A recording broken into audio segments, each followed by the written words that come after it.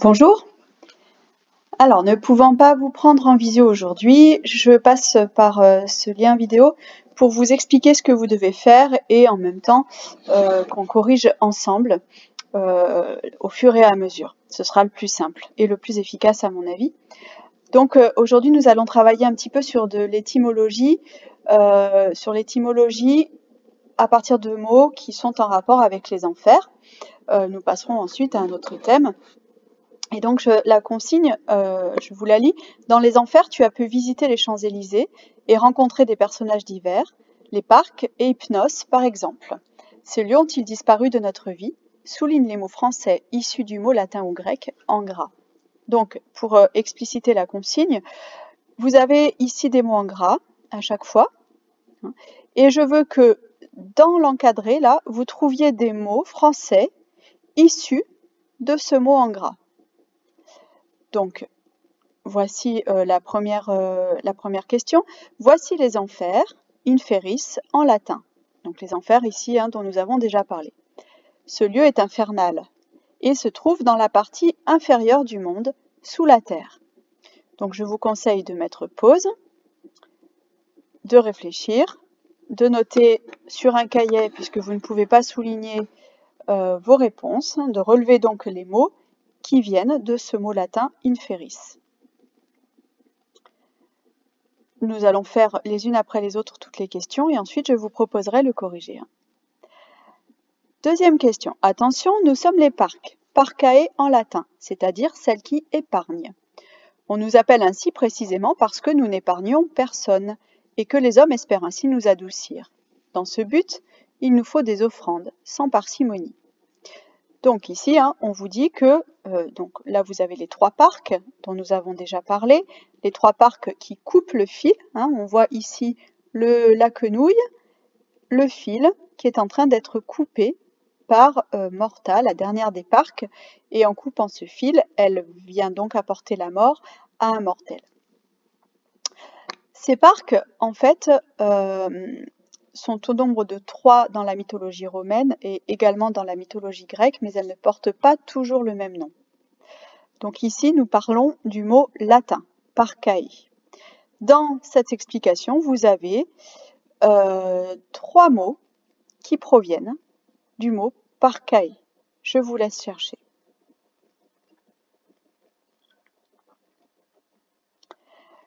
Ensuite, vous avez ici sur ce vase la représentation de 2 dieux qui sont dans les enfers. Le premier dieu, c'est Thanatos. Thanatos qui nous dit « Bonjour, je suis Thanatos, le dieu de la mort. Parfois, certains ne supportent plus la souffrance et préfèrent mourir. Alors, ils demandent qu'on les euthanasie. » Donc Thanatos est le dieu de la mort et vous avez dans ce texte-là un mot qui tire son étymologie du mot Thanatos. Je vous laisse le repérer. Question suivante. Bonjour, je suis le frère jumeau de Thanatos et je m'appelle Hypnos et je suis le dieu du sommeil. Parfois, en vous fixant longtemps, certains arrivent à imiter mon pouvoir et vous hypnotisent. Vous cherchez une fois de plus le mot issu du terme hypnos qui veut dire le sommeil et qui désigne aussi le dieu du sommeil.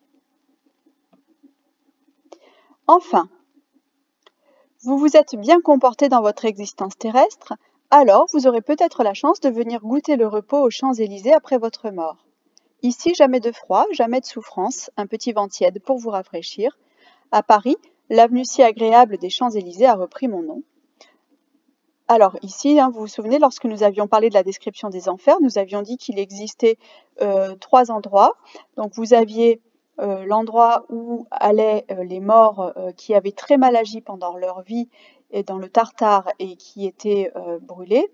Il y avait le champ des asphodèles où l'on allait lorsque on avait vécu une vie normale, ni bien ni mal.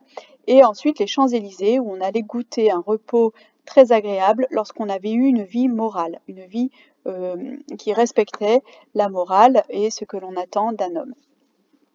Dans ces Champs-Élysées, il n'y fait pas froid, on n'y souffre pas, on n'a jamais faim, on n'a jamais mal, il y a toujours un petit vent qui nous rafraîchit, on n'a pas trop chaud ni trop froid.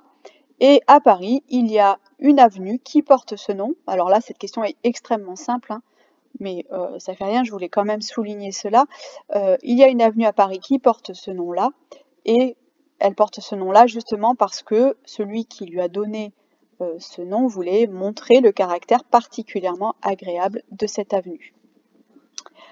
Voilà, alors nous allons maintenant passer à la correction. Voici les enfers, inferis en latin, hein, donc inferis veut dire les enfers. Ce lieu est infernal et se trouve dans la partie inférieure du monde sous la terre. Vous avez pu repérer, je pense, le terme infernal.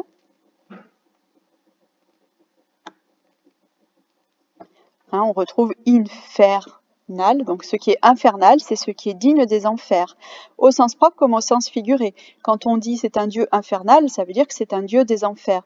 Mais si on dit, si vous dites à votre petit frère ou à votre petite sœur tu es infernal, ça veut dire tu es aussi désagréable qu'un dieu des enfers, évidemment. Hein, là, ça n'est plus au sens propre, c'est au sens figuré. Et ensuite, vous avez la partie inférieure. Donc inférieure, c'est en rapport avec inferis, ce qui est sous la terre. Ce qui est inférieur, c'est ce qui est dessous. Ensuite, dans le deuxième encadré, attention, nous sommes les parques, parcae en latin, c'est-à-dire celles qui épargnent. Alors, épargne vient bien du mot parcere qui veut dire épargner, qui veut dire donc ne pas gaspiller, ne pas utiliser. Quand on dit que les parcs nous épargnent, c'est qu'elles ne gaspillent pas, entre guillemets, notre vie. Elles ne l'utilisent pas. Donc, elles ne nous tuent pas. Et on nous appelle ainsi précisément parce que nous n'épargnons personne. Hein. La caractéristique des parcs, c'est qu'elles n'épargnent personne, puisque un homme finit toujours, à un moment donné, par mourir. Et donc, à un moment donné, il y a toujours une parque qui va couper le fil de sa vie. Dans ce but, il nous faut des offrandes sans parcimonie. C'était le terme parcimonie qui m'intéressait ici, puisque parcimonie, quand on fait les choses avec parcimonie, c'est qu'on les fait en épargnant, en faisant attention, n'en faisant pas trop. Si je dis par exemple, j'ai mis du sucre avec parcimonie, je n'en ai pas mis beaucoup, hein, je l'ai épargné, économisé, mis de côté. Au contraire, si je fais les choses sans parcimonie, donc si je mets du sucre dans mon yaourt sans parcimonie, ça veut dire que je ne l'ai pas épargné, je ne l'ai pas économisé, j'en ai mis beaucoup. On a bien sûr l'adjectif parcimonieux qui vient de ce terme parcimonie. Donc faire les choses avec parcimonie, c'est les faire sans en faire trop. Ensuite, je suis le Thanatos, le dieu de la mort. Évidemment, vous avez repéré le terme euthanasie. Quand on euthanasie quelqu'un, c'est qu'on lui apporte la mort, mais de façon, entre guillemets, agréable. Hein.